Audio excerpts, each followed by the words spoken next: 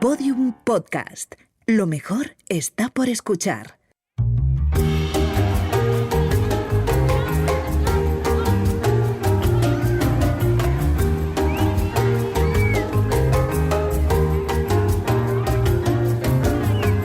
¿Cuántas cervezas dices que quieres, Carlos? ¿Cuántas te pido? A ver, muchas porque los cátaros eran veganos y es una gente despreciable, con lo cual ya hablaremos de ellos ahora seriamente. Vale, muchas, ¿cuántas son? David Sentinella, ¿cuántas pedimos? Yo No sé, ¿tú, las jarras grandes? Sí. Varias. Oye, los cátaros podían beber cerveza, Sí, curiosamente. pero Esto es importante. Juan Ignacio Cuesta, ¿tú qué quieres beber? ¿Qué quieres tomar? Yo estoy con agüita. Agüita fresca, vale. ¿Con gas o sin gas? Agüita fresca. Vale, agüita fresca. Marcos Carrasco, ¿qué te pido a ti? Pues un barrilito de estos. Un barril para ti solo. No digo la marca. Vale, pero un barrilito por la marca. Que sea cerveza bien tirada con espumita. Uy, venimos fuerte. ¿Y tú qué quieres, Jesús? ¿Qué te pido? Claro, yo en lugar de un barrilico, pues un cántaro. ¿Qué digo un cántaro? Un cátaro de cerveza. Uy, ¿cómo estamos? Aquí saludos de Coca-Cola desde la playa de Fran y Zuzquiza. Es lo que yo voy a beber, ¿vale? Porque ya me conoces. Eso es muy moderno. Sí, es verdad, no pega con el programa de hoy. Pon algo, pon hidromiel, no sé Sí. qué, búscate otra cosa. Hidromiel, pero cero. Con sidra. Todo lo que Que sea hablamos cero de la para sidra. mí es bien. Oye, dejadme que le pregunte a nuestro invitado qué quiere tomar también. Un segundito.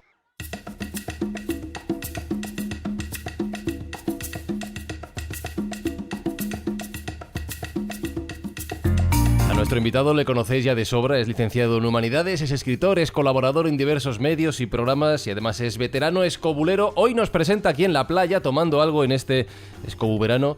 Eso no estaba en mi libro de historia de los cátaros, editado por Almuzara. Óscar Fábrega, bienvenido a este chiringuito escobulero, ¿cómo estás? Hola, un placer estar con vosotros nunca, qué mejor sitio que este, en un chiringuito escurero en plena línea de playa, Maravilloso. a 25 grados, Sí. Una maravilla. Y a quien quisiera, sobre todo los 25 grados. ¿Qué te pedimos a ti, Óscar? A ver, no voy a hacer menos, pues ya que o un buen vino de Laude, de la zona esta cátara, lo que pasa es que igual es demasiado calor. Venga, una cerveza, me uno con Carlos, una de la que pida Carlos. Pues te vas a hartar. Bienvenido. Mira, estoy con Mau de la roja, esta vez de la de 5 estrellas, y así vale la publicidad. Sí, es muy chino. Ahí está. Que bienvenidos a este chiringuito escobulero. Vamos a ver qué viaje nos espera hoy.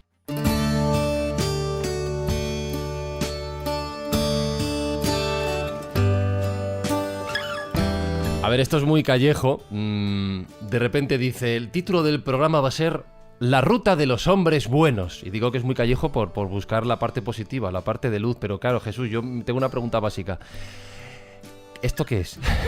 ¿Esto qué es? Lo de los hombres buenos. ¿Dónde vamos? ¿Dónde vamos hoy? ¿Dónde nos llevas?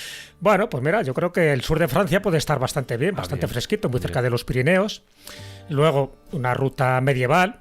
Ya sabes que este tipo de rutas turísticas están más bien inventadas, pero bueno, tienen unos fundamentos históricos, y el fundamento histórico son los cátaros o los albigenses, en fin, esa herejía que se produjo a partir del siglo XI y se establece en el siglo XII, donde hubo una serie de víctimas y unos verdugos. Las víctimas fueron los cátaros, por cierto, palabra que significa puro y que también luego se asimiló a hombre bueno, de ahí lo del camino, la ruta de los hombres buenos asociado a los cátaros, que buscaban un poco ese cristianismo primitivo, ¿no? Ese cristianismo no adulterado un poco por la corrupción de la Iglesia que en la Edad Media pues imperaba. Y desde ese momento, pues una parte histórica y una parte religiosa se convierte en una ruta turística donde, ya te digo, comento que había víctimas, que fueron estos pobres personajes que belicosos no tenían nada, y sí se crea esa primera Inquisición, que es importante resaltarlo. La primera Inquisición es una Inquisición francesa que se crea para combatir a esta herejía que, lejos de crear problemas, vamos a llamarlo militares, sí creaba problemas teológicos y sí creaba problemas en la parte del Languedoc, donde era un juego de tronos, en la que había condes y donde había también reyes que querían establecer su influencia. Y este tipo de personajes que estaban predicando un cristianismo puro, pues molestaban. Y como molestaban, pues había que tirar, en este caso, de la espada y no tanto del olivo de la Inquisición, y esa primera Inquisición que se genera es la que se busca extinguir una herejía que ahora comentaremos, que estaba asentada en distintos puntos y además protegida y auspiciada por distintos nobles y distintos condes de Languedoc, del país de Oc. Y desde ese momento se genera toda una crisis política, una crisis religiosa, y a día de hoy incluso una ruta que muchos de los que quieren conservar ese recuerdo, pues tienen que pasar obligatoriamente por estos lugares. Pero como nos comentará ahora nuestro querido invitado, hay una ruta A, hay una ruta B, hay una ruta turística, hay una ruta oficial y luego está aquella que tiene que ver con la parte más iniciática, con la parte más mistérica o la parte más mágica. Y no en todos los lugares los cátaros tuvieron su protagonismo, pero sí tuvieron influencia espiritual y sí tuvieron influencia los supuestos tesoros que fueron escondiendo. Como estáis deseando empezar a hablar de la parte histórica, dejadme que le pregunte brevemente a Óscar por la parte turística. Y es que este verano en la Escóbula vamos a hacer diferentes viajes, vamos a salir a diferentes lugares, pero para situarnos en el mapa, Óscar, ¿por qué lugares concretos? Nos ha dicho Jesús el sur de Francia, ha mencionado algunas zonas. ¿Por qué lugares concretos nos vamos a mover en este viaje de hoy? Bueno, a ver, va a ser el sur de Francia, el sureste de Francia más concretamente, la región del Languedoc, que es la región que está justo al norte de Cataluña, también una parte de la región de los Altos Pirineos, que ya está al norte de Lleida, pero también al norte de Huesca, y luego también hay una parte que se ha, ¿cómo diríamos? Gracias a determinados movimientos políticos que se han producido en los últimos años en Cataluña, se ha fomentado bastante de una modo parecido a como se ha fomentado en el Aude para reivindicar de una manera romántica y bastante falsa respecto al contexto histórico la presencia cátara en la región de Cataluña, ¿no? Que también es verdad que los hubo, pero fue realmente algo insignificante y muy concreto en varios sitios muy determinados, ¿no? Pero también que hay presencia y también merece la pena conocer algún sitio, ¿no? Especialmente un pequeño museo que hay en algún lugar concreto. Así que especialmente las dos regiones claves son toda la zona que rodea Carcassonne, la famosa ciudad de Carcassonne, lo que llaman los franceses el carcassonés. Los franceses son muy de regiones históricas, ¿no? Como aquí tenemos, por ejemplo, la Surdel, la Alcarria o las Alpujarras, ¿no? Ellos son muy de esto. Una región que se llama el Lauragués, que es la región que rodea Toulouse, que también fue esencial en toda la historia cátara, y una región que no suele aparecer en las zonas turísticas, en los mapas turísticos, o que no suelen visitar muchos los turistas, pero que para mí es de las más importantes, que es todo lo que rodea el valle del río Ariège, que Juan Ignacio conoce perfectamente porque justo en ese valle está la mítica cueva de Lombrives, que si no tiene relación con los cátaros, sí que han querido relacionar con los cátaros. Pero ese valle, si no lo conocéis, estáis tardando porque es una preciosidad de sitio, está repleto de cuevas y entre otras está la gran catedral, ¿no? Lombrives, que merece mucha pena conocer. Aún así, Óscar, como estamos hablando de rutas, ninguna de estas rutas incluye el final de una hoguera, ¿no? Bueno, eso ya depende. Bueno, igual si vas en verano, sí. No sé. Yo digo porque dependiendo qué ruta coger, vamos, no por otra cosa. Que dice David, que es catalán, al fin y al cabo, es decir, hay una cosa. Hombre, por la de Montsegur, ¿no? No, hay una cosa que dice, que es muy curioso, que acaba de comentar Óscar. Creo, no sé, a lo mejor me equivoco, pero creo que es de los lugares mágicos de Europa uno de los que todos los que estamos aquí conocemos en profundidad. Sí, eso bueno, todos nos atrae y nos... Sí que... Joder, es que es curioso. Aquí, no sé, por lo que yo veo, todos lo conocemos muy bien. Ariège, Aude, es que además es un lugar magnífico, o sea... Fantástico, todo, es una zona Carcassonne, Foix, todo. Todo menos Rennes Chateau, pero todo lo demás sí. Todo el feucho, pero bueno, Peripertus, Caribous... que has dicho... Rennes Chateau, Óscar, en una ruta cátara pura, y utilizo con propiedad el nombre de puro, ¿tendría que incluirse Rennes Chateau o habría que descartarlo? Habría que descartarlo de tirón porque no hay evidencia de presencia cátara ninguna, aparte de que ese pueblo es insignificante desde el punto de vista histórico, ¿no? O sea, no, para empezar, no hay evidencia de asistencia a ese pueblo más allá del siglo XVIII, ¿no?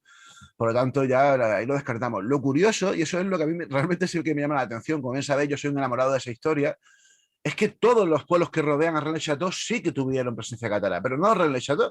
Y eso me llama mucho la atención. Hay un pequeño pueblo que está justo enfrente, al otro lado también del valle, que se llama Custassa, que hoy en día es una aldea... Sí, que ahí sí que hubo un movimiento fuerte de cátaro y además, de hecho, fue una de las primeras hogueras que se encendieron en el Languedoc antes de la cruzada. Hay un detallito, habéis citado Carcassonne, es que hay un detalle importante que conviene aclarar, sobre todo para los que quieran hacer rutas turísticas.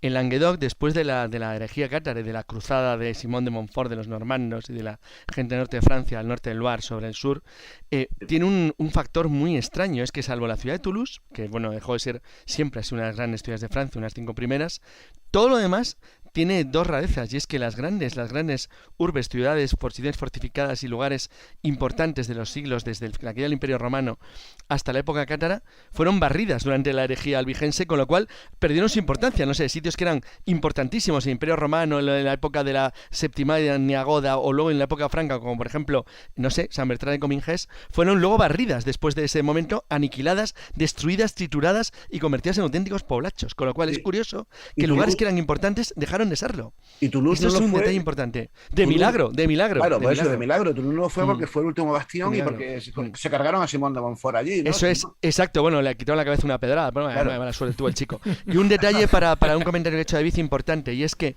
es un detalle importante. A ver, efectivamente tienes razón, Óscar. Es decir, no hay una relación directa con Cataluña, no había grandes grupos cátaros en Cataluña. Luego los hubo más al sur, pero por temas que luego hablaremos seguramente, Belibaste, el último y el final del catarismo, cuando intentaron escapar.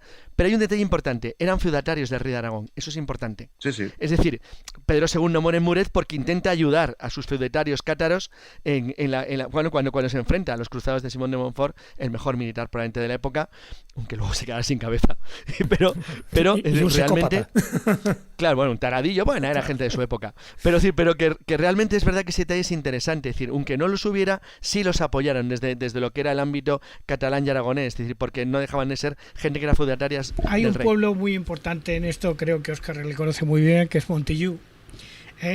Montillú, que es el pueblo fundamentalmente donde de alguna manera aparecen más documentos, o donde existe el famoso estudio de Emmanuel Leroy Larudi, que se llama Montillú, una aldea occitana, que es donde trata el tema de Belibaste y cómo luego se produciría la migración, digamos, hacia el valle de Arán, y del valle de Belibaste es el último gran perfecto cátaro. Perfecto cátaro, efectivamente, y luego la llegada en la época ya de Jaime I el Conquistador a Mallorca de muchas familias cátaras que venían huyendo de las persecuciones, lógicamente. En fin, creo que tocaremos todo esto, ¿no?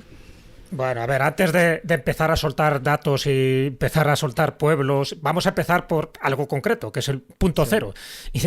Óscar, ¿qué son los luego cátaros? saldrán. Claro, ¿cuál sería el punto cero? Es decir, si tuviéramos que hacer una ruta cátara y cogemos tu libro como manual del auténtico, puro y perfecto peregrino, ¿dónde tendríamos que empezar? ¿Por Albi, donde empieza un poco los albigenses y todo lo de zona? ¿Por Toulouse, como estamos diciendo? ¿Tal vez por Carcassonne o tal vez por Montsegur? ¿Cuál sería el punto cero donde habría que empezar una buena ruta? A ver, yo por Albi no, porque Albi realmente es un poco circunstancial que acabase llamando la cruzada albigense, porque realmente no había mucha presencia cátara en Albi. Yo comenzaría como empezaron los cruzados, empezaría por Besiers, que si bien tampoco... A ver, hay una cosa que tenemos que tener muy en cuenta, ¿no?, cuando hablamos de los cátaros, y es que no tenemos ni un solo resto arqueológico de los cátaros. Absolutamente nada, o sea, nada, ni una estela, ni nada. Solamente hay 5 textos que son suyos, pero a nivel arqueológico, nada, ni un castillo, ninguno de los castillos que se suelen vender dentro de las rutas clásicas. Ya no solamente es que no los construyeron los cátaros, evidentemente, sino que ni siquiera son de la época. Ni siquiera Quiribú, que es el que más antiguo es, ni por supuesto Montsegur, ¿no? A partir de ahí, tampoco hay nada en ninguna de las ciudades. Lo que sí hay una cosa importante, y por eso decía empezar por Besiers, pero luego podemos irnos ya a algunos pueblos de esa zona, de la zona de Besiers, de la zona de Carcassonne. Hay una estructura poblacional muy típica de esta zona, que también es muy parecida a algo que pasó en el norte de Italia. En Italia se llamó el encastillament, que venía a ser, en el Languedoc había un problema porque no existía el derecho a la primogenitura. Es decir, cuando moría un varón, o sea, un noble, el título lo heredaba el primogénito, pero las propiedades no, se dividían entre todos sus hijos. ¿Qué es lo que qué pasaba con esto? Que eso provocaba que hubiese una miríada de pequeños señorzuelos, casi hidalgos, pero que tenían pequeños trozos de tierra. Y cada uno de estos señorzuelos solía levantarse un pequeño castillito, un pequeño palacio en lo alto de una colina, de un pequeño cerro, y en torno a ese cerro se solía construir un pequeño pueblo con 2 o 3 calles concéntricas. Una palabra francesa que pasó al español, Bastida. Sí. Exacto, una bastida. Exacto, que luego pasó al castellano. Exacto. En Francia le suelen llamar castrum, pero no lo digo para no confundirlo con nuestros castros, que no tiene nada que ver con eso, ¿no? Pero toda esta zona está llena de pueblos de esto. Hay un pueblo, por ejemplo, que está muy cerca de Carcassonne, que se llama Bram, que si cualquiera de nuestros oyentes lo busca ahora mismo en Google, lo puede ver desde el plano del Google Maps, se aprecia perfectamente este tipo de construcción que comento, ¿no? Y eso es importante para entenderlo, para entender el fenómeno cátaro, porque fue un fenómeno tan urbano por un lado, porque se ve en las principales ciudades del Languedoc, que en ese momento eran casi la vanguardia de Europa en respecto a lo que sería el desarrollo de un modo urbano, que luego se desarrollaría unos años después, ya con el Renacimiento, como pues, a nivel rural, gracias a estos castros, gracias a estas bastidas, ¿no? que hubo en Occitania. Eso es importante entenderlo. Pero sin duda habría que empezar por Besiers, ¿no? Que es donde comenzó la cruzada contra los albigenses, contra los cátaros, y donde supuestamente se produjo una de las principales matanzas, que es uno de los mitos que tenemos que empezar a cargarnos, ¿no? Porque no parece claro que esa matanza fuese tan grande como se ha afirmado, ni siquiera parece claro que el famoso y terrible legado papal, aquel, ¿no? Al nodo Amalric, dijese aquella frase de matarlos a todos, Dios te reconocerá a los suyos. No hay evidencia de eso, sino que parece más bien parte de la chanson de la cruzada. Claro, pero ¿de cuántos cátaros estamos hablando en conjunto? No de esta matanza, sino, claro, de cuántos cátaros podemos hablar en ese sur de Francia del siglo XII, del siglo XIII. ¿Cuántos habría, según tus cálculos? Muy poco, Jesús. A ver, hay que tener en cuenta una cosa, ¿no? Que hay que diferenciar entre lo que sería el clero cátaro, no es correcto hablar de clero, pero bueno, serían los iniciados, los perfectos, y los creyentes de a pie. Y luego hay que tener en cuenta otra cosa, que esta gente vivían junto y sin problema alguno durante mucho tiempo, durante muchas décadas, con los católicos. Es decir, hubo muchos curas que fueron juzgados por la Inquisición por colaborar con los cátaros simplemente porque se llevaban bien con ellos, ¿no? Los perfectos cátaros, además, transmitían una imagen de santidad que luego, de alguna manera, el catolicismo supo aprovechar y mimetizar de alguna manera con los franciscanos. Es decir, eran santos en vida que mostraban su santidad con su ejemplo vital, ¿no? Bueno, pues perfectos cátaros hubo realmente pocos. Yo he calculado más o menos, y según algunas fuentes, se calcula que hubo en todo el Languedoc, a lo largo de los 2 siglos, siendo bastante generosos que de presencia, unos 10.000 aproximadamente. Otra cosa son los creyentes. Creyentes seguramente fue algo mucho más masivo. Y otra cosa son los simpatizantes, ¿no? Por ejemplo, antes comentaba Juan Ignacio el caso de Montellú. Montellú es un pueblo que en lo último albores del catarismo, ya mucho tiempo después de la caída de Monsegur, de la caída de Queribut, cuando ya era una cosa prácticamente marginal, un inquisidor en concreto interrogó a todo el pueblo, a 890 y tantas personas, en busca de cualquier rastro de catarismo, y de esos 890 y tantos, solamente había 44 que eran perfectos, ¿no? El resto eran simpatizantes y muchos de ellos fueron juzgados, pero no fueron quemados, ¿no? Quiere decir con esto que es muy difícil saber exactamente el alcance de la herejía. Primero porque la Iglesia Católica minimizó las cifras, evidentemente, con un fin propagandístico, y segundo porque no había censos válidos para saber exactamente quién era y quién no lo era, ¿no? Pero lo que sí es verdad es que la presencia era mucho más masiva y mucho más preocupante de lo que puede parecer a simple vista, sobre todo en esta zona, y de ahí el ímpetu y la especial inquina con que la Iglesia Católica, junto con, en un primer momento, los normandos franceses y después el rey de Francia, entraron a sangre y fuego en el Languedoc. De todas maneras, sí que es verdad que los archivos del inquisidor al que te referías, que me imagino que te referías a Jacques Fournier, había muchísimos elementos biográficos, costumbristas, antropológicos y tal, que permitieron, bueno, de alguna manera hacerse una idea de lo que fue el caso. Son esenciales, o sea, por desgracia o afortunadamente, gracias a un par de inquisidores, uno es otro es el famoso Bernardo Gui, que fue inquisidor en Carcassonne, que es por si no saben nuestro oyente o vosotros, es el malo de la novela El nombre de la rosa, o de la película El nombre de la rosa. Sí, que no tiene nada que ver, pero bueno. Porque aparte de perseguir a los cátaros, persiguió con mucha fuerza a los franciscanos espirituales, que es el contexto en el que se enmarca esta novela, ¿no? El nombre de la rosa. Bueno, pues estos dos señores y alguno más hicieron auténticas inquisiciones en el buen sentido de la palabra, es decir, de interrogar masivamente para intentar entender cómo funcionaban, cómo pensaban, cómo vivían, y para, aparte de cargárselos, para también de alguna manera conseguir reconducir al redil a los creyentes y ofrecerles un nuevo cristianismo más apto o que saciase las ansias o el tipo de fe, el tipo de salvación al que aspiraba esta gente, ¿no? Y así surgieron, por un lado, o se desarrollaron, mejor dicho, la orden de los dominicos, de don Santo Domingo de Guzmán, y sobre todo la orden franciscana, que fueron realmente los que se acabaron cargando a los cátaros, más incluso que la Inquisición, porque le ganaron en su propio terreno de juego, ¿no? El terreno de juego de la misión, ¿no? El vivir con ellos, ¿no? El convivir con los creyentes y ofrecerles modelos de santidad instantáneos, en directo. Una cosa, Óscar, Yo tengo entendido que, bueno, has hablado de estos unos 10.000 que eran los cátaros más o menos puros, los más avanzados en su doctrina y tal. Yo he oído hablar de pues esa forma de vida, ¿no? De ese vegetarianismo, del celibato, de vestirse de blanco, todo este tipo de cosas que es... Ostras, esto cuando la Iglesia debió verlo dijo, ostras, que estas personas quieren ser más que nosotros, ¿no? Porque venían atizándoles absolutamente con una vida que la Iglesia por aquel entonces era absolutamente disipada, poseedoras de riquezas y tal. Y esta gente pues era realmente, si tú lo que dices, el núcleo duro debieron ser absolutamente monásticos o puros, entre comillas. ¿Hasta dónde llegó esto realmente, en tu opinión, en cuanto a lo que es esa pureza de vida, ese desarrollo de las costumbres? Llegó hasta límites increíbles, o sea, para el contexto de la época. A la Iglesia Católica les pidió por sorpresa. Es decir, cuando aparecen las primeras manifestaciones del catarismo, no aparecen precisamente en la zona del Languedoc, sino que aparecen en el norte de Francia, en la zona de Île-de-France, de Orleans, aparecen también en Renania y aparecen también en el norte de Italia, sin tener en cuenta algunos grupos que había ya en el este de Europa, ¿no? Como los bogomilos y demás. Pero hablo del occidente. Los paulicianos también. Claro, los paulicianos, hablo del occidente europeo. Cuando aparecen ya es tarde, ya el movimiento está muy extendido por toda la zona. Y en un primer momento no saben identificar muy bien lo que son, ¿no? Solamente ellos lo consideran por un lado que son unos extremistas cristianos, pero cuando empiezan a ahondar en sus creencias se dan cuenta de que realmente son herejes y que además lo empiezan a catalogar, como suele pasar con la herejía, con algún tipo de relación con el diablo, ¿no?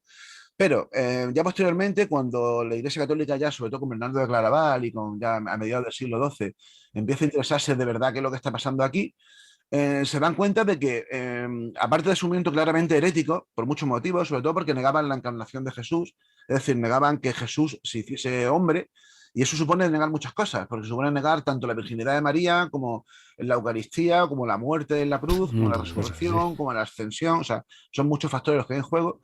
Pero sobre todo, lo que comentaba Marco, les ponía en jaque porque ejercían el cristianismo que la Iglesia, que por lo menos que el clero debía ejercer, ¿no?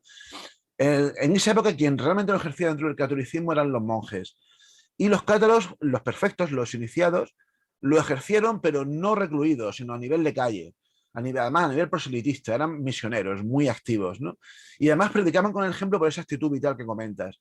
No eran vegetarianos, porque no es correcto, o sea, su fin no es no comer carne por algún motivo animalista y nada por el estilo, es simplemente porque ellos pensaban que el acceso a la salvación se podía conseguir por varios factores, sobre todo recibiendo el consolamentum, que era el consolament, que es su principal, su único sacramento, su único rito importante.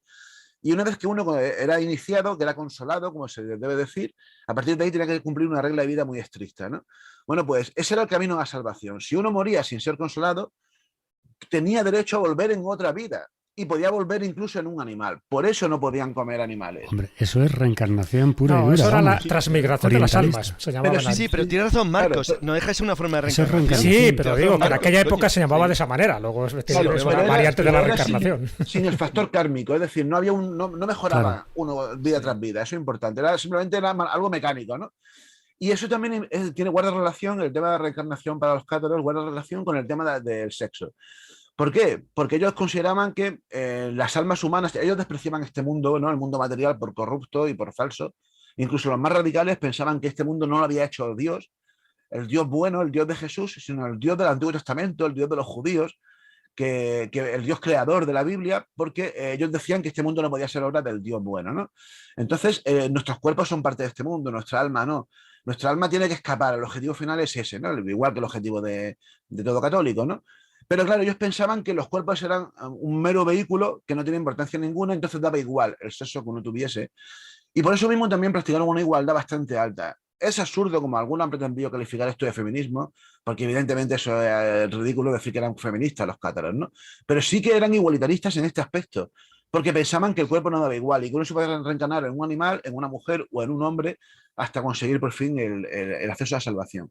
Lo que sí es cierto es que ellos predicaban con ese ejemplo vital, ¿no? Mira, hay un aspecto que me llama mucho la atención y que aparece reiteradamente en la ilustración, o sea, en el interrogatorio de la Inquisición, y es el aspecto ético tan brutal que denotaban, ¿no? Por ejemplo, Cuando pasaban por un prado o por un campo en el que había a lo mejor algún frutal, cogían una manzana de un árbol de alguien, no podían cogerla sin dejarle algo a cambio, aunque sea una pequeña moneda, ¿no? Es decir, en ese aspecto eran muy, muy justos. No aceptaban limosnas, en tiempos de paz estoy hablando, ¿no? En tiempos de persecución, evidentemente, se buscaba la vida como podían, claro. Pero en tiempos de paz llevaban ese rollo. Y luego, fijaos, había un ritual que no lo practicaban los iniciados, sino los creyentes, que se llama el mellorament, que consistía cuando veían a un perfecto, generalmente solían andar en parejas, se arrodillaban ante él y le pedían que rezase por él o por ellos a Dios. Porque los creyentes de a pie no podían rezar, solamente podían rezar los iniciados, los consolados, los perfectos. Y solamente una oración, que es el Padre Nuestro. Es decir, para ellos eran santos en vida. Y eso también fue uno de los motivos por los que, cuando llegó el momento de la persecución, se pusieron muy fácil a la Inquisición. Porque cuando veían a un perfecto, tenían que mostrarle, hacer una genuflexión o arrodillarse entre ellos y demás. Y muchos cayeron, muchos fueron atrapados precisamente por esto, ¿no? Porque no pudieron evitar mostrar que los creyentes que estaban ante un perfecto. Oye, tenemos un problema, escobuleros. Llevamos casi la mitad del tiempo dedicado a este viaje, a esta ruta, y apenas acabamos de salir del recorrido. Entonces, si os parece, vamos a continuar caminando, que Óscar nos mencione otros lugares que merecen la pena, y estoy seguro de que van a dar pie a muchas más historias sobre los cátaros.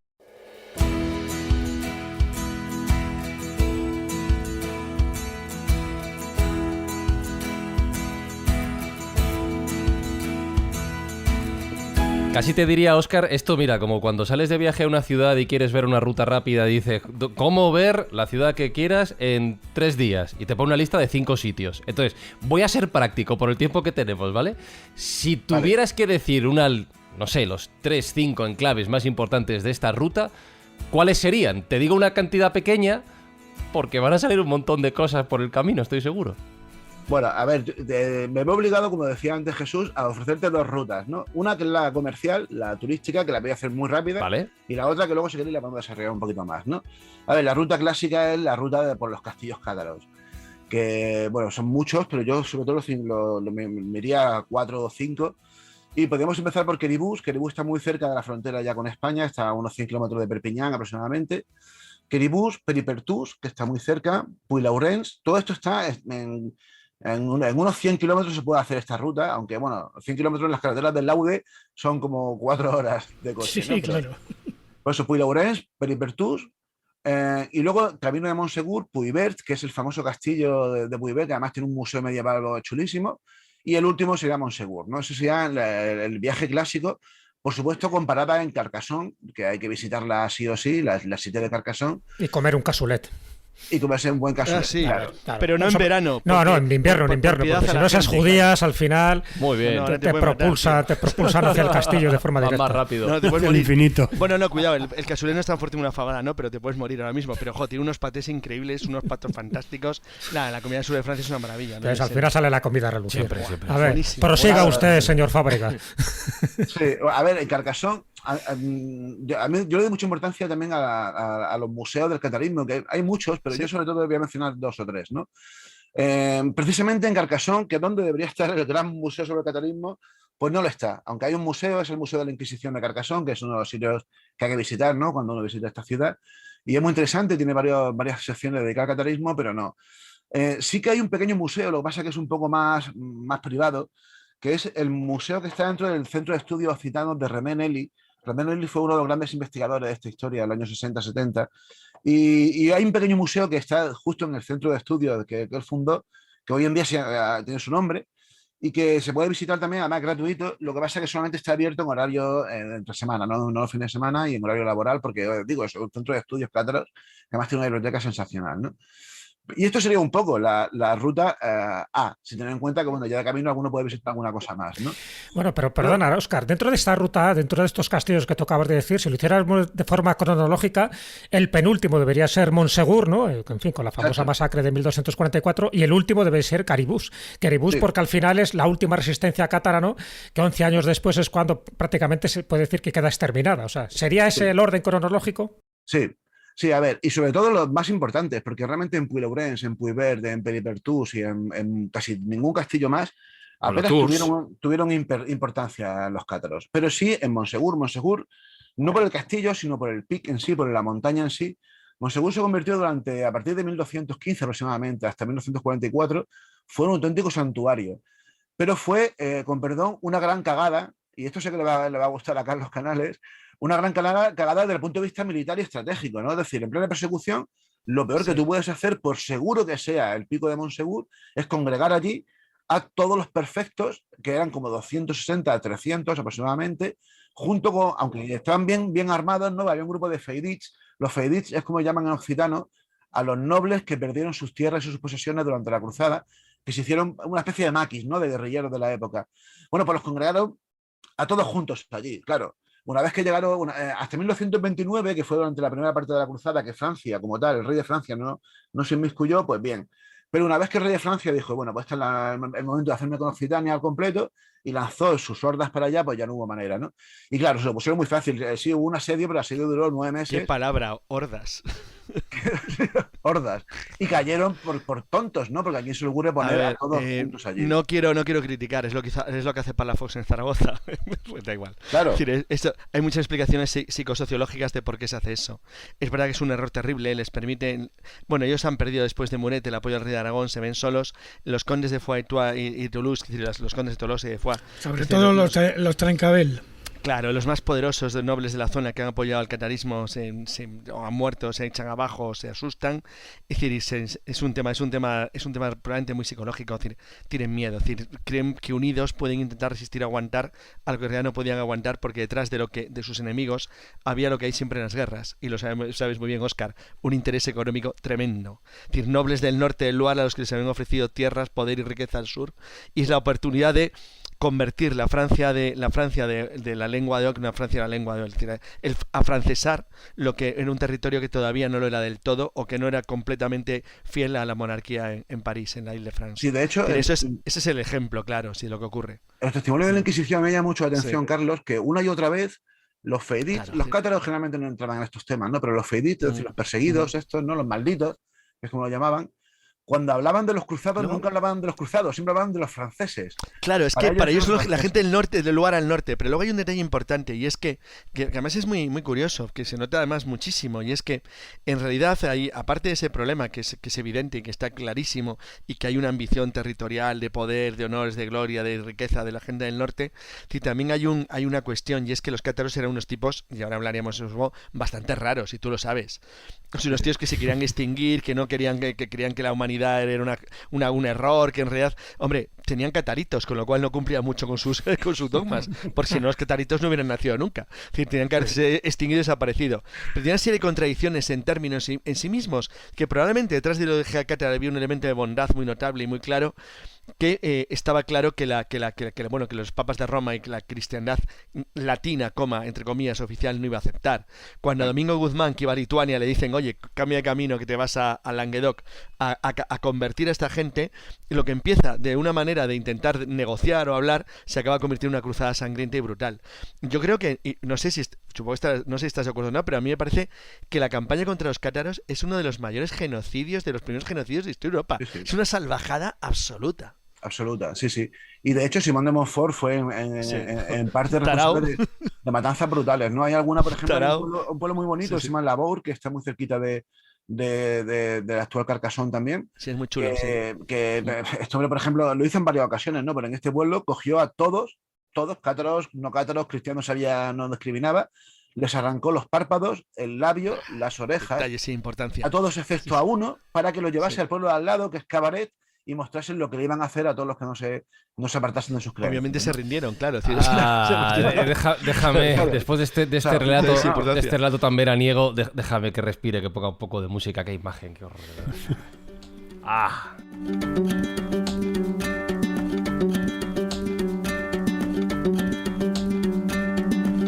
A ver, decía Carlos que podíamos hablar de que los cátaros eran un poco raritos, y ya ha expresado en parte por qué.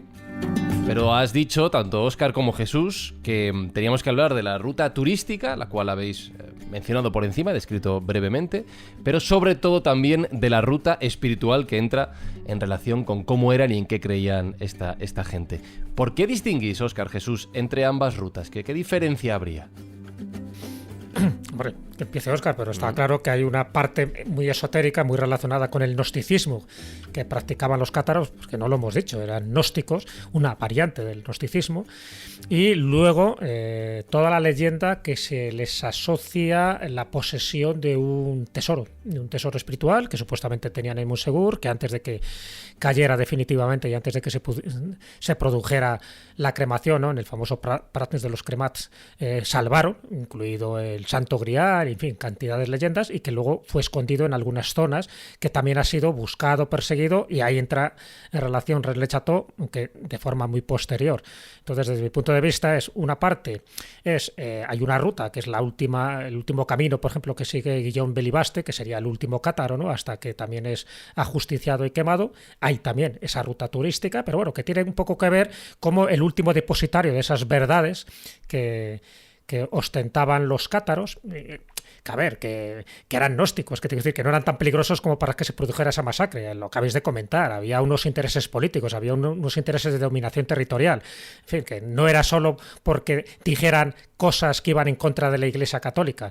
Y entonces ahí existe toda esa parte de ruta que yo creo que Óscar nos desarrolle, donde se asocia en aquellos lugares de culto propiamente dicho por parte de los cátaros, y luego esos supuestos tesoros que han ido depositando, que iban dejando, precisamente para que no cayeran en manos de los cruzados, en manos de los franceses, para que no se adulterara ese tesoro, no solo material, sino también espiritual.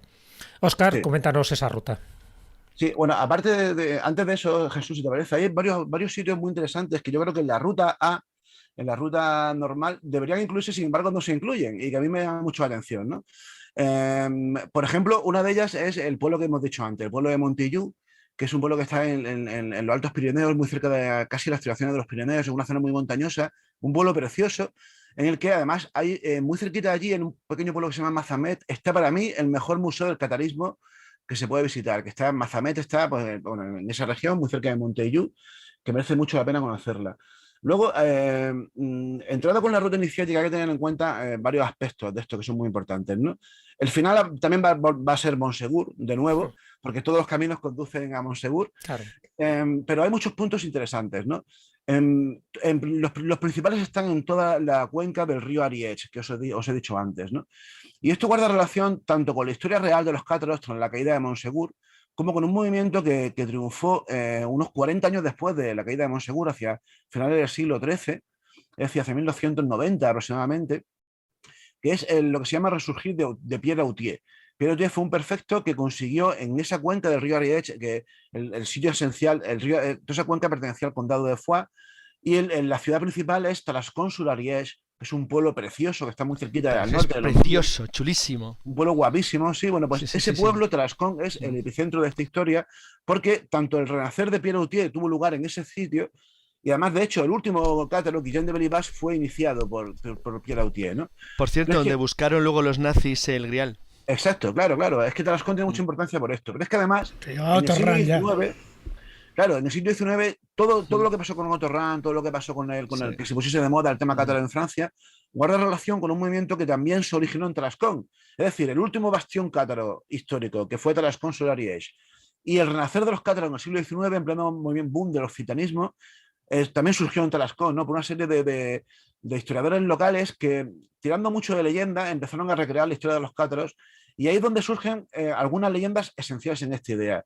Hay una leyenda que yo sé que a Juan Ignacio le encanta, que es la de Esclarmont de Foix, que según el mito creado es una leyenda, no es historia, evidentemente. El autor fue un señor que se llama Napoleón Peyrat, que era precisamente de Tarascon, que inventó por la leyenda de Esclarmont de Foix, que justo unos días antes de la caída de Montsegur, según esta historia, se convirtió en paloma y se llevó el Santo Grial en la boca y la depositó en un pico que está justo enfrente de Montsegur, que es el pico de San Bartolomé. Bueno, pues evidentemente que visitar Montsegur. Luego os diré varias curiosidades de Montsegur, que es muy curioso. Algunos sitios que, si habéis estado allí, igual no os habéis dado cuenta, pero merece mucho la pena conocer. Pero merece mucho la pena conocer este otro pico, el pico de San Bartolomé, que está a unos 20 kilómetros en línea recta desde Montsegur, que en lo alto de ese pico, aparte de estar, hay una roca que tiene como, hay una apertura que algunos indican, y Napoleón Peyrat indicaba que era donde Esclarmont había depositado el Santo Grial, y Otto Rahn estuvo buscándolo por ahí, pero además justo ahí al lado hay una ermita en la que vivió un tipo que durante mucho tiempo se llamaba Bartolomé y él mismo nunca fue considerado santo por la iglesia, pero sí lo consideran santo allí a nivel local. Y bueno, es un sitio que se hace unas romerías muy chulas, se siguen haciendo ya de hoy. La romería se hace en la noche de San Juan y pasan la noche entera al aire libre en lo alto de ese pico, ¿no? Es un sitio además hacen hogueras, es un sitio, lo de hogueras no es muy afortunado con el tema cátaro, pero es un sitio de los más bonitos. En toda esa cuenca del río Ariège que os comentaba, que es donde nació Napoleón Peyrat y donde se creó el mito de Esclarmonde de Foix, hay varios sitios más que guardan relación con otros mitos que surgieron posteriormente, ¿no? Por ejemplo, podríamos citar la cueva de aguas intermitentes. Claro, la cueva de Fontes Forbes, que está muy cerquita. De Fontes Forbes. Está muy cerquita, eso es otro sitio también muy cerquita de Montsegur, ¿no? Y muy cerquita de la Belanet, que es otro pueblo también con mucho de iniciático, ¿no? Pero hay que tener en cuenta que este señor, Napoleón Peyrat, y muchos de los que le siguieron, que fueron los que exaltaron en pleno del romanticismo el fenómeno cátaro, le dieron mucha importancia a lo que comentaba antes Jesús, ¿no? Al tesoro de los cátaros. Ellos estaban convencidos de que la noche en la que, porque además en los interrogatorios de la Inquisición directamente lo dicen, ¿no? Que 4 perfectos cátaros sacaron algo la noche del 15 de marzo de 1944 a la vez que se estaban rindiendo y entregando voluntariamente a las llamas muchos de sus compañeros. Y que eso que sacaron lo llevaron a una de las grutas que hay cerca del río Ariège, a una de las espulgas. Espulgas es como se conoce en occitano, a un tipo de fortificación que eran cuevas, más que cuevas eran abrigos, que simplemente los cerraban con un lienzo de piedra, ¿no? Y con una pequeña apertura. Y esa zona del río Ariège está repleta de estas pequeñas cuevas. Algunas de estas cuevas se pueden visitar hoy en día de forma fácil, otras son más complicadas, pero sobre todo hay 2 que yo creo que el visitante debe ir porque merece la pena. Una es la Espulga de Ornolac, hoy conocida como la Espulga de Ornolac o la Cueva de Belén, que es donde supuestamente se hizo Otto Rahn aquella famosa foto en la que aparece dentro de un pentágono. Sí, ¿no? Como haciendo una cruz, ¿no? Una estrella. Sí. Bueno, pues eso se puede visitar, está en el pueblo de Ussat-les-Bains, que es un pueblo muy bonito, y justo en las orillas del río Ariège, enfrente de la Cueva de Lombrives, que está al otro lado del río. Y luego hay otra muy bonita que está muy cerca allí, todo esto se puede hacer andando, que es la Gruta de la Fontanet, que es también una espulga, es decir, una gruta fortificada. Es muy curioso porque en Ussat-les-Bains, en este pequeño pueblo que está a unos 4 kilómetros al sur de Tarascón, fue donde en los años 30, 40 y 50, una serie de personajes muy curiosos, Antonin Gadal, Deodat Rocher y unos cuantos más, que estaban relacionados con todo el ambiente hermético ocultista de esa época en Francia, empezaron a mezclar las creencias cátaras con el tema del gnosticismo, con el hermetismo y demás, ¿no? Y precisamente en ese pueblo, en Ussat-les-Bains, hay un monumento muy curioso que lo pueden buscar. Si alguien busca el monumento de Antonin Gadal en Google, puede dar exactamente con qué monumento es, que es un monumento muy curioso, con simbología hermética clara, porque este señor estaba empeñado en que los cátaros fueron un paso más de un linaje que procedía de los pitagóricos y desde el antiguo Egipto y que desembocaba en los Rosacruces, que él se autoconsideraba Rosacruz y ese monumento que está muy cerquita de esta espulga de la Cueva de Belén, en la que estuvo Otto Rahn, se hizo en honor a este señor, Antonin Gadal. Muy cerca de la Cueva de Belén, yo en el libro lo digo exactamente, pongo incluso una foto, pero también se puede buscar. Otto Rahn estuvo allí, precisamente se hizo muy amigo de este señor, de Antonin Gadal, fue el que le enseñó toda esta zona y el que de alguna manera lo convenció de que el Santo Grial estaba por allí en algún sitio. Hay una casa que está justo donde comienza la cueva, la cuesta para ascender a esta gruta, a la gruta de Belén, que es el hotel que Otto Rahn llegó a tener durante un año. Se llama el Hotel des Marroniers, y que Marroniers fue el hotel de los marrones, pero es el hotel de los castaños, realmente. Es una casa preciosa que hoy en día sigue siendo, es un alojamiento rural, no es un hotel exactamente, pero que aún se puede visitar y conserva algunas de las cosas que Otto Rahn tuvo en su momento, ¿no? Y por supuesto hay que ir a Lombrives. Lombrives no tiene nada que ver con los cátaros, que sepamos, pero también existe una leyenda muy extendida que también surgió en esta época del siglo XIX por algunos de estos occitanistas, que defienden que algunos de los cátaros que sobrevivieron a Montsegur se instalaron en la cueva de Lombrives y ahí estuvieron viviendo durante varias décadas hasta que finalmente los franceses los descubrieron, tapiaron todas las entradas de la cueva y finalmente acabaron muriendo de hambre, ¿no? Dejándose morir así, tan sencillo como eso. Hasta que finalmente, y esto es muy curioso, según esta leyenda, fueron durante unos 2 siglos después, durante la revuelta de los hugonotes, que también eran protestantes, perseguidos también por la iglesia. Se dice que estos hugonotes intentaron refugiarse en en Lombrives, y son los que encontraron el acceso a Lombrives, que realmente se encontró mucho tiempo después, ¿no? O sea, cómo se merece la pena conocer todo esto. Y luego, todo esto esta región de l'Ariège está a unos 20 kilómetros o una media hora en coche de Montsegur, que Montsegur es el sitio iniciático de la ruta cátara y el sitio final, ¿no?, de toda la ruta cátara, tanto para la parte B como para la parte A, ¿no? Os decía antes que en Montsegur hay muchos aspectos curiosos. Primero, yo destacaría 3 aspectos, aparte de lo oficial, ¿no?, del castillo y de todo lo que se ha especulado con que está alineado con los equinoccios, con los solsticios y con los signos del zodiaco y demás, cosa que no es del todo cierta, sobre todo porque el castillo no estaba en esa época, ¿no? Pero hay 2 aspectos que merece mucho la pena conocer. ¿Habéis subido a Montsegur vosotros? Sí. Imagino que sí. Sí.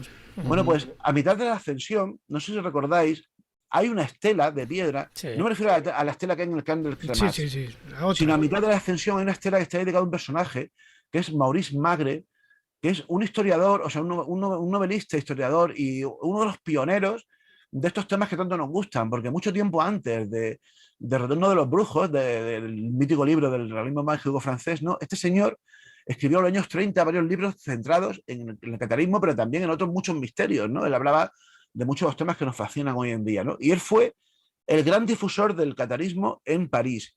Y gracias a ese señor, Otto Rahn acabó visitando también el Languedoc, ¿no? De hecho, fue el que le financió, él, junto con una señora, la condesa de Pujol, una señora que aseguraba ser la reencarnación y a la vez la antepasada, o sea, la descendiente, perdón, de Clermont de Foix, los que financiaron el viaje de Otto Rahn, ¿no? Y por eso está esta pequeña estela en mitad del camino, justo después de donde está la casetilla en la que se le paga al francés, que se va a seguir las muertas, los 2 euros para poder subir hasta la cima, pues ahí está esta placa. Los 2 euros y la bombona de oxígeno que te da. Que hay algunos que llegan con la lengua afuera. Y luego una última cosa que tiene mucha relación con la estela que hay abajo, ¿no? En la ladera de la montaña, la famosa estela que está en el Prat dels Camats, que es el sitio en el que supuestamente estuvo la hoguera en la que se entregaron voluntariamente los cátaros que había allí, ¿no? Esa estela, no muy antigua, se construyó en el año 61, y el autor fue un señor muy curioso, muy interesante, que merece mucho la pena conocer, que se llama Deodat Rocher, que es un historiador local, fue un notario también local, muy interesado por amante del tema cátaro, francmasón, Rosacruz, bueno, ya sabéis, todo este tipo de cosas. Este señor levantó esta estela en honor a los cátaros, y la estela no tiene ningún significado especial, más allá de un detalle que si algún día vais, veréis que por un lado está la cruz occitana, que por supuesto tampoco tiene nada que ver con los cátaros. Sí, la cruz occitana o cruz cátara, ¿verdad? Que no tiene nada que ver con nada, los cátaros, que ver con utilizaban una cruz cristiana, normal y correcta. Claro, eso eso es la cruz que utilizaba Raimundo de Tolosa. Es la cruz occitana, así, con esos puntitos que tienen. Sí. Pero sin embargo, en un lado está la cruz occitana, pero en el otro lado, y esto es muy curioso, hay un detalle que en el que nadie se da cuenta, que es en la estela aparece una piedra de telar. Y esa piedra es un símbolo muy iniciático, pero también muy relacionado con los cátaros, porque los cátaros principalmente se dedicaban a la industria textil en tiempos de paz. Y eso es un guiño muy curioso que solamente el que conoce un poco el tema lo aprecia.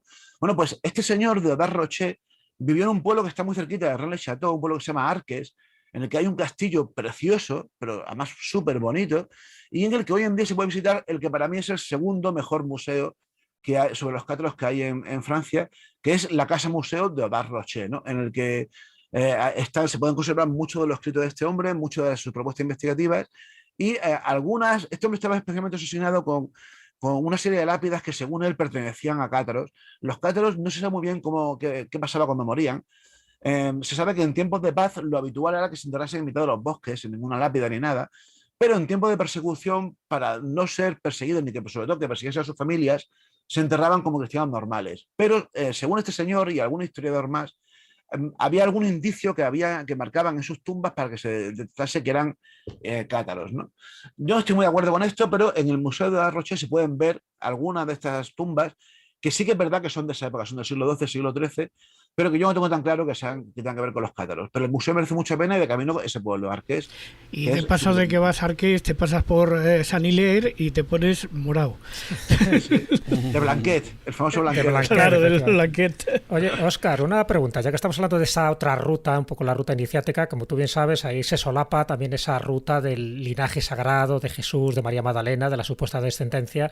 En esta ruta cátara B, ¿se podrían incluir también lugares o enclaves como el Monte Cardú, como Bugarach o como San Misimín, donde se supone que está el cráneo de María Magdalena? No, a ver, Bugarach sí. En Bugarach también se sabe que hubo presencia cátara. Los cátaros le daban mucha importancia a las montañas, sobre todo a las montañas, a los que nosotros llamaríamos montañas sagradas, ¿no? Pero a las montañas que estaban aisladas. Por algún motivo ellos consideraron que eran anomalías. Por eso la montaña de Montsegur es un ejemplo de eso. Montserrat sería un ejemplo también de eso, ¿no? Pero especialmente Bugarach. Bugarach desde antiguo era un centro de culto, desde la antigua prehistoria, y de hecho siempre se considera que es la montaña invertida, ¿no? Por cómo está hecha. Bueno, ahí se supone que nos íbamos a salvar en el apocalipsis que iba a ocurrir en el 2012, sí. ¿Te acuerdas? Que había un llamamiento de que fuéramos todos a Bugarach, que ahí es donde los elegidos, los puros, es donde se trascenderían y se irían al cielo. Al final no pasó nada de nada, pero creo que hay unos cuantos búnkeres por allí. Sí. Sí, a ver, Óscar, una pregunta. ¿Qué se sabe de la penetración, aunque escasa, en España de los cátaros, puesto que se tienen noticias que tanto en Gerona, bueno, y en la parte de arriba, en Andorra, tanto en León, Burgos, Plasencia, Astorga, sí. Haro, incluso en Gerona, bajando hacia lo que es Castellón, sí. Valencia y Alicante, incluso hasta se sabe la presencia de cátaros en las Islas Baleares. Sí, luego, obviamente, después de la masacre de Montsegur. Casi toda la península se había llegado hasta Jaén ya. Sí, eran pequeños núcleos, pero obviamente después la Inquisición empezó a hacer escabechina y hicieron, no sé, un maquis, pero ahí hubo una desbandada absoluta por el tema de la Inquisición. ¿Se sabe algo de esto? Sí, a ver, hay que diferenciar dos fases, ¿no? Están la fase de la persecución, que sí que es verdad que mucho antes de la caída de Montsegur, durante la cruzada, muchos huyeron hacia el sur y se instalaron especialmente en la zona norte de Cataluña, pero también en regiones más al sur. Incluso en la última fase, ya a finales del siglo XIII, en la época del renacer de Pierre Gautier, que os comentaba antes, se sabe que había incluso en Tarragona, en Castellón e incluso más al sur, ¿no? Posiblemente hasta en Valencia. Pero estos eran cátaros huidos, es decir, refugiados que habían huido de Francia y que se instalaron aquí. También se sabe que mucho tiempo antes había presencia, no solamente en esas zonas, sino incluso, como bien has dicho, en Navarra, en León, posiblemente también en la zona del País Vasco. Además hay alguna iglesia en el País Vasco bastante anómala, que hay quien defiende que tiene que ver con esto, y quien defiende que los agotes tienen que ver con los cátaros también. Yo no estoy muy de acuerdo con ello. Cagots, sí. Los cagots de Occitania. Claro, pero sí que hay un sitio que sí, hay un sitio que sí, pero por cuestiones puramente geográficas, y es el Valle de Arán. En el Valle de Arán sí, pero además es que es curioso, mira, hubo una reunión que se produjo en San Félix de Coramén, que es un pueblo que está muy cerquita de Toulouse, en 1167, en la que se reunieron 5 obispos cátaros, y uno de ellos era el obispo de Arán, ¿no? El obispo del Valle de Arán. Quiere decir que ya había suficiente masa crítica de cátaros allí como para que hubiese un obispo. Los otros 4 eran de Carcassonne, Narbonne, Béziers y Toulouse, es decir, las 4 grandes ciudades del catarismo. La quinta era el Valle de Arán. Eso quiere decir que la presencia tiene que ser muy, muy, muy numerosa. Pero tampoco llegó nunca a ser mucho, fue más bien algo circunstancial y muy minoritario, ¿no? Igual que, por ejemplo, la presencia que hubo en Mallorca fue realmente pequeña, fueron unos cuantos refugiados sin más, ¿no? De todas maneras, digamos que el hilo conductor que permite seguir un poco toda esta ruta de lo que sería el catarismo en España está a través de una cosa tan curiosa como es la jota aranesa. Porque fueron los que transmitieron la jota aranesa, la jota que se bailaba en los valles de Arán por las distintas provincias de España, que ya ni eran cátaros ni eran nada, simplemente eran refugiados y tal, y se llevaron la jota aranesa como elemento cultural y folclórico, ¿no? Madre mía, lo que se aprende. Joder, qué giro, tío, eso es un giro. Eso nos ha dejado, ¿verdad? Yo creo que es un gran final para esta ruta cátara con jotas, cosa que no me esperaba, y para todos los escobuleros que quieran seguir veraneando y aprendiendo sobre tanto la ruta como los cátaros, como su historia, cómo eran, todo lo que hemos hablado en el programa de hoy, que al final han sido muchas cosas en este camino. Recomiendo de nuevo, eso no estaba en mi libro de historia de los cátaros, que está editado por Almuzara y firmado por Óscar Fábrega. Óscar, gracias por caminar con nosotros hoy en esta edición del Escobu Verano que hoy abrimos contigo. Gracias a vosotros, ha sido todo un placer y espero que alguno de nuestros oyentes se anime a visitar esta zona que la verdad es que en verano es muy agradable. También os digo que hace muy poco estuvieron unos amigos míos por allí y casi mueren de calor también. Mejor. Así que igual hay que dejarlo para septiembre, que sí que es la época buena para visitar el Languedoc. Oye, Óscar, un epílogo solo de 1 minuto. ¿Qué credibilidad tiene para ti la profecía de Belibaste cuando habla de la profecía del laurel? Eso que se supone que va a ocurrir y todavía no ha ocurrido. 1 minuto. A ver, siento ser así de tajante, Jesús, pero esa profecía es falsa por completo. La profecía es la que supuestamente lanzó Guillem de Belibas en Villegus, porque por cierto es otro sitio que hay que visitar, el sitio en el que fue quemado en la hoguera, una hoguera preciosa, un rollo medieval muy chulo, tiene un mercado medieval que se hace precisamente ahora, en el 24 de julio, creo que es la festividad de ese pueblo. Bueno, pues estando en la hoguera, este señor dijo que a los 700 años reverdecerá el laurel. Él falleció, si no me equivoco, el 13 de octubre, bueno, falleció, se lo cargaron, el 13 de octubre de 1321. Quiere decir que los 700 años acaban de pasar. Pero... Sí, en 2021. Sí, claro, o sea, pasó... De hecho, yo lo comento en el libro, yo estaba terminando de escribir el libro cuando se produjeron los 700 años, ¿no? Pero resulta que esto es falso, ¿no? Y esto es también uno de los mitos creados por estos occitanistas del siglo XIX. Y además, la profecía real ni siquiera es esa. Y eso es lo más curioso. La profecía real decía, a los 600 años reverdecerá el olivo, no el laurel. El olivo, que como bien sabéis, tiene muchas reminiscencias masónicas, los masones le dan mucha importancia al olivo en sí. ¿Y por qué son 600 años en vez de 700? Porque es cuando 600 años nos llevaría a principios del siglo XX, y es cuando estos grupos occitanistas estaban en todo su apogeo. Es decir, la profecía hacía referencia a ellos mismos, ¿no? A los mismos que la difundieron en algunos libros. Y además, curiosamente, y aquí termino, el autor de esta profecía es un señor que se llama Prosper Stew, que fue, fijaos lo que es la vida, ¿no? Y todos los caminos conducen a Montsegur, pero sobre todo todos los caminos conducen a Rennes-le-Château.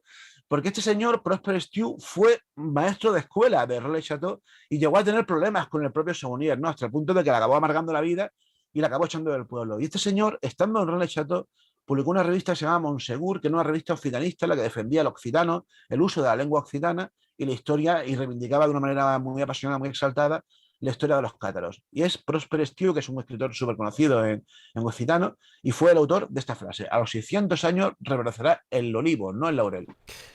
Qué serios os ponéis cuando nos estamos marchando, de verdad. Esto ha sido como lo de la Jota. Sí, nos igual, ha dejado. Igual, voy a por las bebidas,